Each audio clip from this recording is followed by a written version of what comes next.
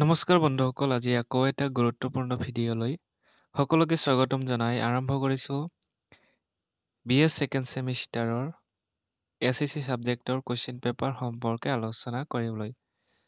এইখন education major যিসকলৰ আছে তেওঁলোকৰ পাব্লিক স্পিকিং স্কিল ছাবজেক্টৰ নাম আৰু টোটেল মাৰ্ক দিয়া থাকিব 30 আৰু টাইম 1 ঘণ্টা 30 মিনিট।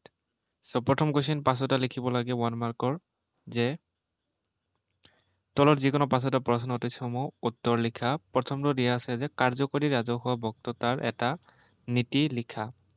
তাৰপিছতে বি নম্বৰটো কমিউনিকেশ্যন শব্দটোৰ অৰ্থ কি। নেক্সট আপোনালোকৰ দিয়া আছে যে মৌখিক যোগাযোগৰ এটা কৌশল উল্লেখ কৰা।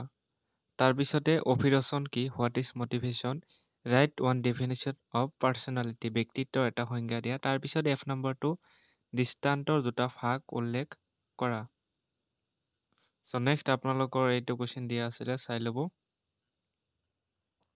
নেক্সট আপোনালোকৰ 2 নম্বৰ কুৱেশ্যন, এনচাৰ এনি 5, যিকোনো 5টা 2 মাৰ্কৰ কুৱেশ্যন। এই নম্বৰটো ৰাজহুৱা বক্তৃতাৰ কৌশল বুলিলে কি বুজা, এইটো দিয়া আছিলে এ নম্বৰত। তাৰপিছতে বি নম্বৰত দিয়া আছে যে উপস্থাপনক প্ৰভাৱিত কৰা 4টা কাৰক লিখা। তাৰপিছতে চি নম্বৰ যোগাযোগৰ চক্ৰ উল্লেখ কৰা। ডি নম্বৰত মৌখিক যোগাযোগৰ অসুবিধাসমূহ লিখা। নেক্সট ই নম্বৰ কাৰ্লংগৰ ব্যক্তিত্বৰ শ্ৰেণীবিভাগৰ বিষয়ে লিখিব দিছে। নেক্সট আপোনালোকৰ দিয়া আছে এফ নম্বৰটো অভিৰচনৰ প্ৰকৃতি বা বৈশিষ্ট্য বুলিও লিখিব পাৰা। অভিৰচনৰ বৈশিষ্ট্য বা প্ৰকৃতি লিখিব লাগে। নেক্সট জি নম্বৰটো সংলক্ষণৰ দুটা বৈশিষ্ট্য লিখিব লাগে। এইখিনি আছিলে আপোনালোকৰ 2 মাৰ্কৰ কুৱেশ্যন। তাৰপিছতে নেক্সট 3 নম্বৰ কুৱেশ্যন দিয়া আছে যে তলত যিকোনো 3টা প্ৰশ্ন উত্তৰ লিখা। 5 মাৰ্ককৈ দিয়া আছে, যিকোনো 3টা লিখিব লাগে। Discuss the ways of becoming better public speaker. Next ভাল ৰাজহুৱা বক্তা হোৱাৰ উপায়সমূহ বৰ্ণনা কৰা, এইটো কৈ দিলোঁ। তাৰপিছতে next describe the barriers of communication, এইটো খুবেই ইম্পৰ্টেণ্ট হয়, যোগাযোগৰ বাধাসমূহ লিখিব লাগে।